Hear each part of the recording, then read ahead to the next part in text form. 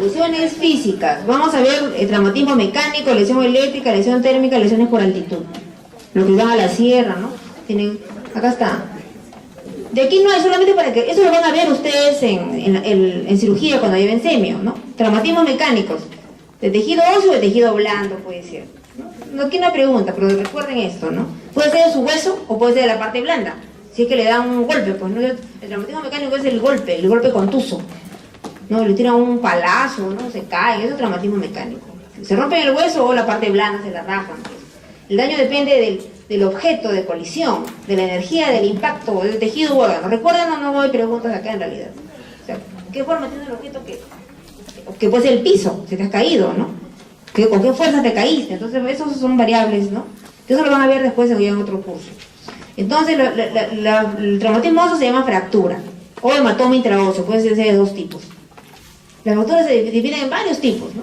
Complejas, simples, ¿no? En espiral, según la forma, pero tampoco se lo va a preguntar, eso lo van a ver ustedes en cirugía, en traumatología. La fractura ya saben que es la rotura del hueso, pues, ¿no? Acá está, diferentes tipos de fractura. De acá sí algunos datos. Esto ya es tejidos blandos. Entonces, quedamos de que los traumatismos contusos eran tejidos de huesos y de tejidos blandos. De los blandos, hay diferentes formas que ustedes los van a ver esto cuando hagan patología forense, ¿no? Abrasión, contusión, laceración, herida cortante, herida punzante, esos son términos que lo van a ver con detalle allí. La abrasión es por el rascado, ¿no? Acá está.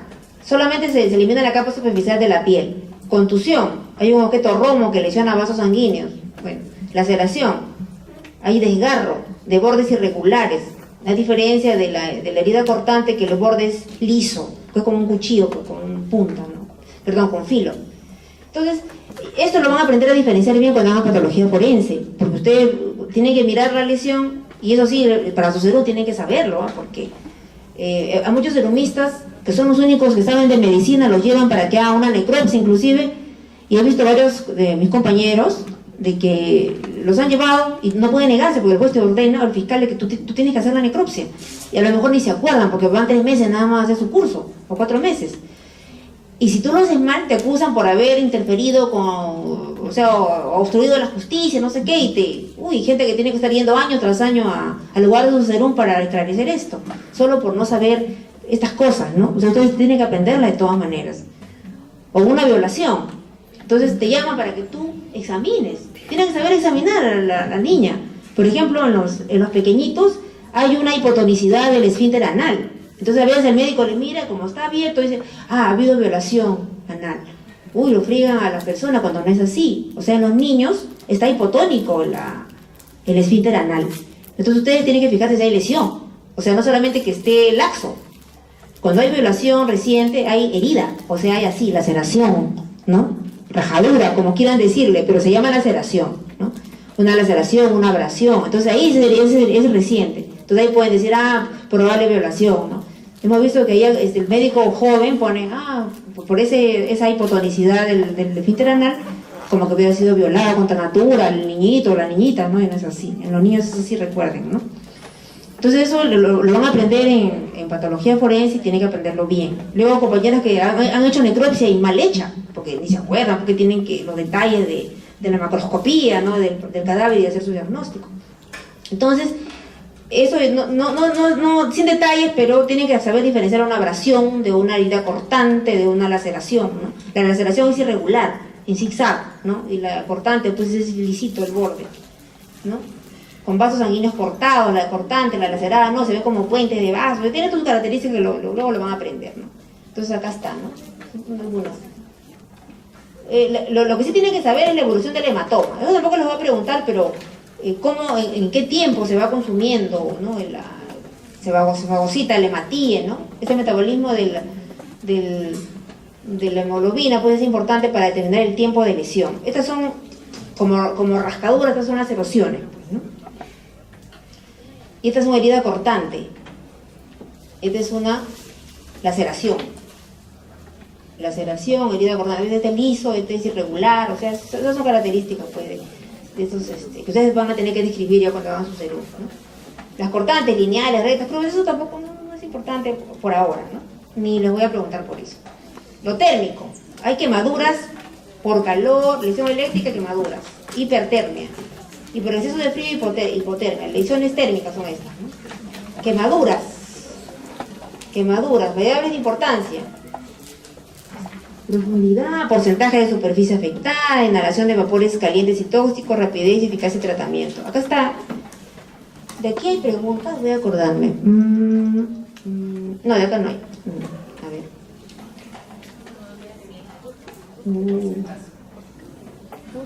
Bueno, estas son las variables entonces de la quemadura. Las graves son las de tercer grado, ¿no? Que tiene que ver con la profundidad. En este cuadro hemos puesto acá el subtipo, acá la lesión o agente lesivo y acá el aspecto clínico, ¿no? Acá está las de primer y segundo grado, son las que ustedes van a ver más frecuentemente. Esos son los enrojecimientos, los eritemas. Acá está, es superficial, ¿no? Acá está rojito, superficial. El segundo grado, pues ya compromete epidermis y dermis superficial. Y acá está la parte clínica, ¿no? Necrosis coagulativa, ¿no? Se ve color roso o moteado en el aspecto clínico de la piel. Y aquí en la de segundo grado hay ampollas dolorosas. Si se quema y sale una ampolla de segundo grado, eso ya es cantado, ¿no? Al menos tienen que el mínimo recordar eso. Ampolla de segundo grado. La de tercer grado, ya no le duele nada. Ustedes ven al hospital de niños, hemos visto esos niños que llegan pero carbonizados y no sienten nada. ¿Por qué? Porque ya se ha quemado todo, miren, ¿no? Se ha quemado ya hasta los filetes nerviosos que van a iniciar la transmisión del dolor. Entonces llegan como con una coracita ahí negra, pero sin dolor. Entonces esa es la más grave, que es la de tercer grado, ¿no? La lesión blanca, calcinada, seca, por eso es anestésica, porque no duele nada. Compromete dermis, epidermis, anexo, todo, ¿no? Todos los pelos, todo se quema, por eso esos niños se quedan ya mutilados en realidad, ¿no? Entonces, ¿qué más? Por el porcentaje de superficie afectada, el más grave pues es el mayor porcentaje, ¿no? El grave mortal es mayor del 50%. Esto de aquí también lo van a aprender en cirugía, ¿no? Hay un capítulo ahí de quemados que esto es muy importante, especialmente y en pediatría, lo que tratan en el hospital del niño. ¿Qué más? La muerte se produce por shock hipovolémico, porque la piel tiene una función después de evitar la evaporación de los líquidos. Es una de las funciones principales. Aquí la pérdida de líquidos es, pues, masiva sin esa piel. Entonces, si el porcentaje de la superficie quemada es poca, pues se pierde poco líquido, ¿no? Le reponen, ¿no? Ahí tiene que estar en la unidad de quemados, ahí con sus líquidos, ¿no? Y con sus cremas. Y otro problema es la infección, ¿no? Entonces, pero se mueren por shock hipovolémico, por una infección generalizada. Estas personas. Otro problema es se han inhalado los vapores calientes y tóxicos. Eso le ha pasado a nuestros bomberos ahí en el incendio. O sea, mucho tiempo cerca, ¿ya? Se están protegidos, pero tienen que usar mascarilla porque ese aire caliente quema las vías respiratorias. Aire pues a elevadísimas temperaturas. Y a veces esos aires tienen gases también. Entonces, esos gases interactúan con esas vías respiratorias y provocan más lesión, según su naturaleza, pues, de este gas, ¿no? ¿Qué más? Lo principal es esto de acá, ¿no? Las alteraciones hidroelectrolíticas y las infecciones. ¿Qué puedo preguntar de acá? De acá no hay preguntas en realidad, pero estas infecciones, generalmente en los hospitales es por pseudomonas aeruginosa, es mortal. Muerte por shock hipovolémico. Entonces, ¿qué tienen que recordar de acá? Pues depende del porcentaje del cuerpo que se ha quemado, del tipo del espesor de la quemadura. Ya saben que el tercer grado es grave, pues, ¿no? Hasta el músculo quema. Entonces, y lo que más ustedes van a ver es primer grado, que es el enrojecimiento. Lo que se queman en la playa, la quemadura es de primer grado. Se ponen rojos, ¿no? Entonces es una quemadura de primer grado, ya. Dolorosa. Esas sí son dolorosas. Ahí tienen que usar, pues, algo para el dolor o hacer algún calmante, pues, ese frío, ¿no? En la piel. Acá están, ¿no? Los grados según la profundidad. Tercer grado, miren, ven, profunda. Estas son las capas de la piel. Acá está el hipodermis, ¿ven? Llega hasta el músculo. Listo, terminamos con la quemadura y pasamos a la lesión eléctrica. ¿Qué es importante la lesión eléctrica?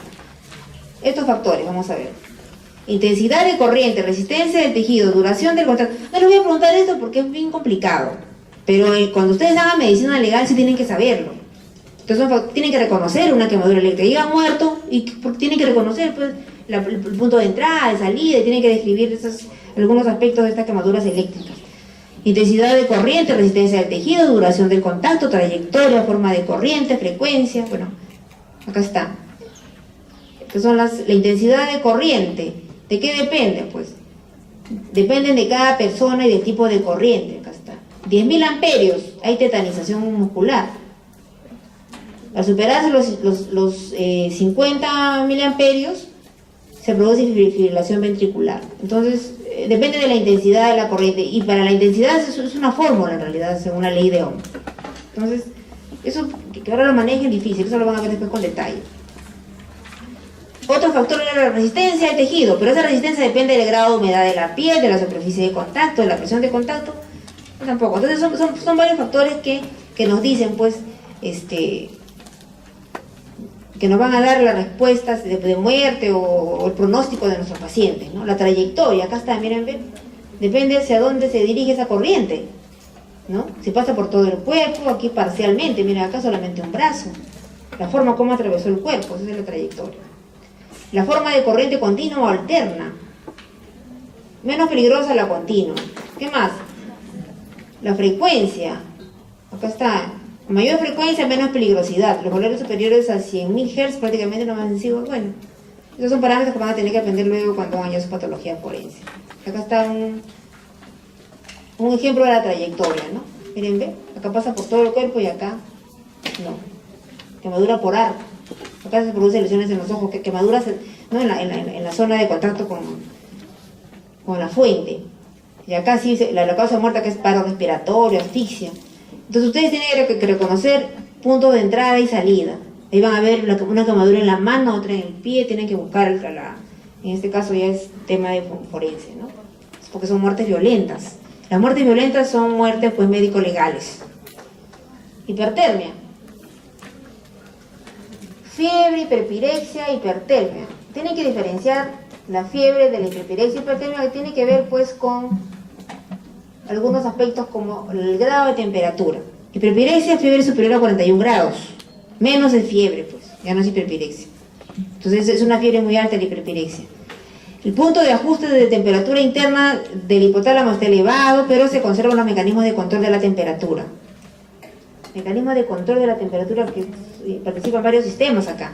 Respiración, piel, ¿no? En la hipertermia, el punto de ajuste hipotalámico está también en niveles normotérmicos, pero faltan los mecanismos de control. La producción de calor excede a la pérdida. Vamos a ver el ejemplo más adelante, ¿ya? De hipertermia. Acá está. ¿Cómo se regula el hipotálamo? Lo que falla aquí es esto. Acá dice, fallan los mecanismos de control de la temperatura. En el hipotálamo no hay falla. A diferencia de aquí el punto de ajuste en la fiebre y en la hiperpirexia cambia. En la hipertermia no. Ese punto de ajuste está bien. Lo que falla es el mecanismo de control, que es este de aquí. ¿Cuáles son los mecanismos de control? La sudoración y la vasodilatación. Si ustedes tienen fiebre, tienen pues que regular la temperatura a través de la sudoración. Entonces sudan más para enfriarse automáticamente, pero no hay esto, no sudan y tampoco hay la vasodilatación, por donde a través de esos vasos dilatados se va a eliminar el calor producido, que se produce, ya saben, en la fiebre por acción muscular, ¿no? Cuando tienen contracturas rápidas, ¿cómo se llama? Escalofríos se produce, ¿no? Y otros por eso duele el músculo, cuando están resfriados, ¡ay, me duele el músculo! En realidad tienen contracturas pequeñas, porque esa contractura va a permitir la elevación de la temperatura, ¿no? Que eso es comandado por el hipotálamo. ¿Qué más? A ver, si la temperatura cutánea cae por debajo de 17 grados, se produce vasoconstricción, temblor, secreción de adrenalina y noradrenalina para aumentar la producción de calor. Estamos allá, sí. Esa regulación de temperatura no solamente tiene que ver para arriba, sino también para abajo, ¿no? Cuando ya se empiezan a enfriar, ya empieza pues lo que he mencionado, los escalofríos o el temblor, para aumentar la producción de calor. Todo es automático, ¿no? El centro de la temperatura está en el hipotálamo, ¿no? Entonces aumenta pues estas hormonas o neurotransmisores, perdón, adrenalina, noradrenalina, tiroxina, para aumentar la producción de calor. Aumenta con esto el temblor muscular. ¿Qué más? La erección de pelos. Entonces estos mecanismos son los que fallan, ¿no? En la hipertermia. Fiebre eso lo van a ver después, ¿no? Han hecho fiebre ya en fisios en fiebre, ¿no? ¿Por qué se produce la fiebre? Pues por estos, acá está estas citoquinas, interleucina 1, 6, factor de necrosis tumoral, que interactúan en el hipotálamo, ¿no? Entonces ahí se cambia el termostato. Y ese interactuar implica pues participación de otras hormonas, ¿no? Como la tiroxina, participa también el temblor muscular para pues, lograr aumentar la temperatura necesaria para que se activen enzimas y se movilicen las células de defensa, ¿no? Los glóbulos blancos se movilizan con la temperatura elevada. Para eso es la fiebre. Por eso no se debe bajar la fiebre para permitir que nuestro sistema de defensa actúe adecuadamente. Solamente se baja cuando está por encima de 40 grados. El único problema es que duele. La fiebre fastidia, duele, hay malestar general, ¿no?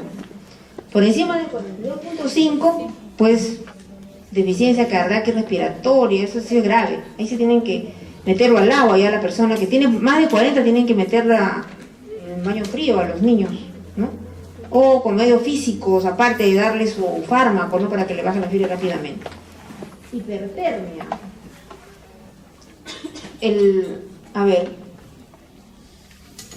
Calambre por calor, son varios tipos en realidad de hipertermia, ¿no? Varias formas clínicas, calambre por calor, insolación, golpe de calor. Lo que más van a ver ustedes es esto, ¿no? Esos corredores que al final pues están produciendo mucho, temperatura muy alta, pero no están eliminando pues ese calor por la piel. Están muy abrigados a veces, entonces se produce el golpe de calor. Entonces, aquí falla estos mecanismos de regulación periféricos. Entonces, calambres, espasmos, entonces lo más frecuente que van a ver es los calambres por calor, en los deportistas especialmente, ¿no? Luego, a ver, ¿qué más? La insolación es otro de las formas clínicas de la hipertermia. Náuseas, vómitos, cefaleas, sopor. Aquí no vamos a sacar en realidad más preguntas. A ver, golpe de calor, acá está, este es el frecuente, asociado con temperaturas y humedad alta. O sea, personas que corren abrigados para bajar de peso, dicen, y no permiten pues la evaporación, ¿no? Y la regulación de la temperatura. Entonces no se disipa el calor, dice acá, ¿no? ¿Qué se genera? Cesa la sudoración, temperatura corporal nuclear se eleva, y si se supera los 40 grados es grave, pues. ¿Qué más? Golpe de calor por esfuerzo. Esto es lo que van a ver ustedes como médicos más. Hipertermia maligna, por uso de anestésicos.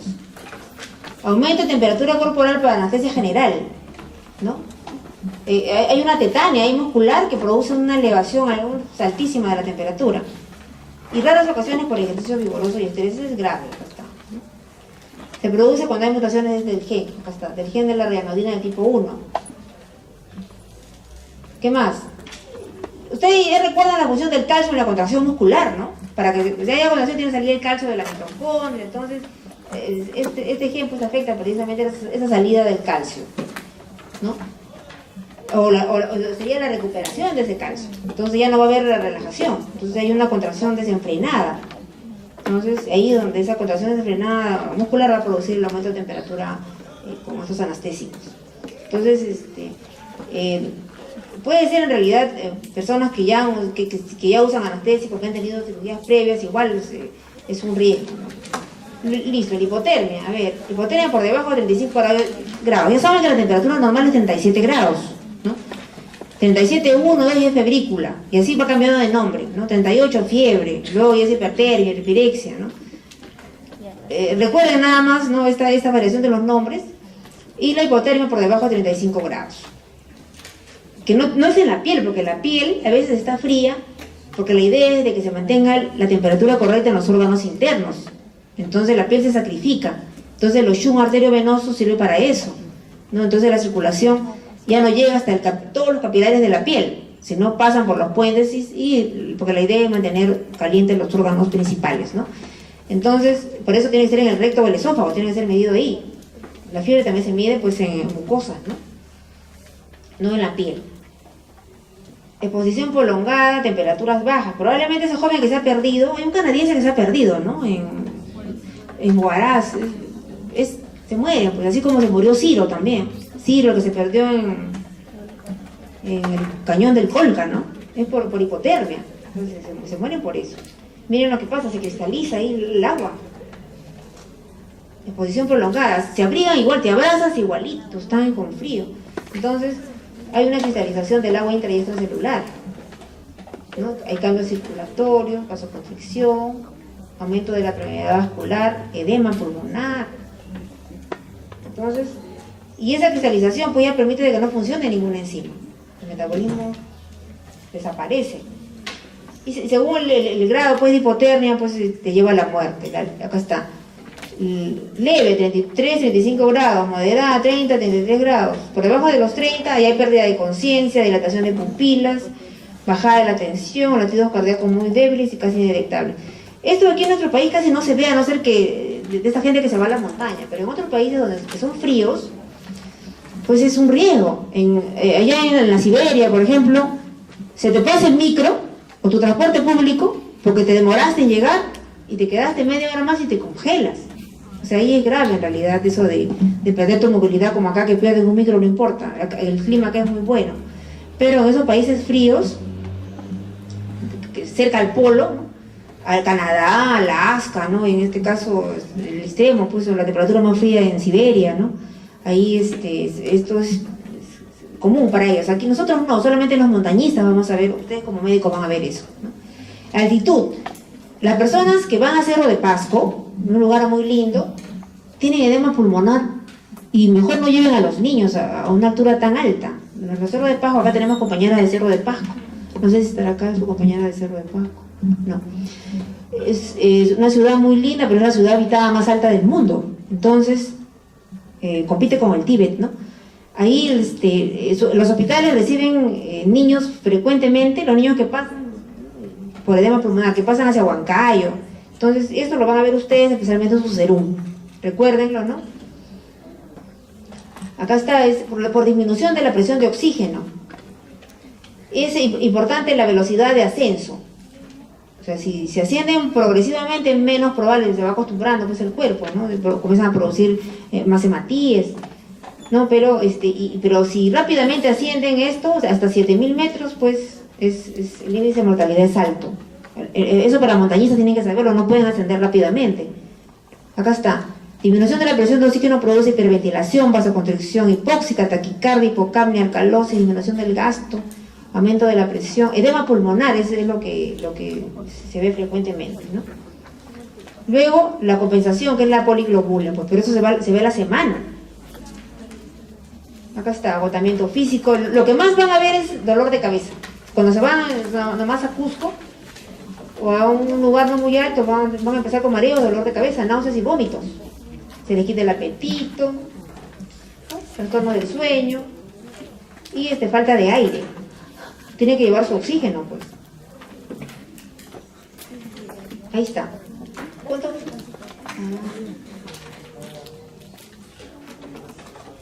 De la siguiente solamente vamos a hacer una cosa, neumoconiosis, ¿ya?